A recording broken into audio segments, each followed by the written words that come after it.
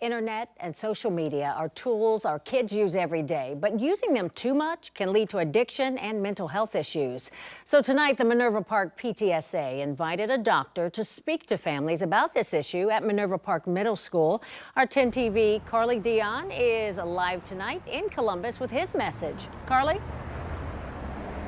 Well, Yolanda, here at Nationwide Children's Hospital, Dr. Michael Flores is a pediatric psychologist, and he sees the impacts social media has on kids every single day. And tonight he shared that information with more kids and their parents. The statistics are pretty shocking.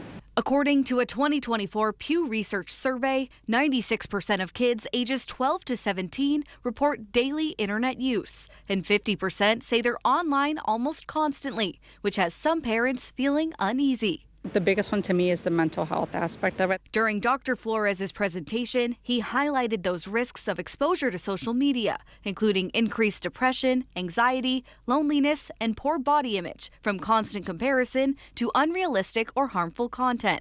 But there are ways for parents to effectively manage their kids' social media consumption. One of the best predictors of social media use and screen time use in kids is how much their parents are using it. While limiting your time on phones or tablets could be effective in influencing your kids, it's also important to pay attention to which apps or games they're using and know what they're seeing. I found even with my own kids that they can be on YouTube and I walk away 10 minutes and they're watching something completely different because it just plays the next thing, and the next thing is somewhat unpredictable. But there are controls for that to stop the next video from automatically playing. Another game Flores says to be mindful of is Roblox. But there's a lot of messaging that can occur with that, and if parents don't understand that these people from all over the world could be different ages, that's something they really want to pay close attention to in the privacy settings as well. We didn't have this when we were younger, and I can't go to my parents and say, how did you handle this, because they didn't have to. So Lindsay Nicholson says she's doing the best she can to learn as her daughters in 5th and 7th grade grow up. We're not perfect at it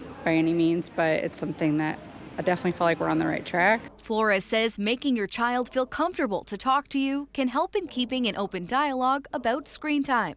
If they feel like they're going to get yelled at, get lectured, have the phone taken away for a month, then they're less likely to come to you with some of those problems. He adds, don't be hard on yourself if it takes some time before figuring out what works for you and your child. They should give themselves a little bit of grace. This is really hard stuff to do. And Flores says another helpful tool is this website. It's called commonsensemedia.org, and you can actually research different social media apps, games, even TV shows to learn more about them before allowing your child access to them. Live in Columbus tonight, Carly Dion, 10 TV News.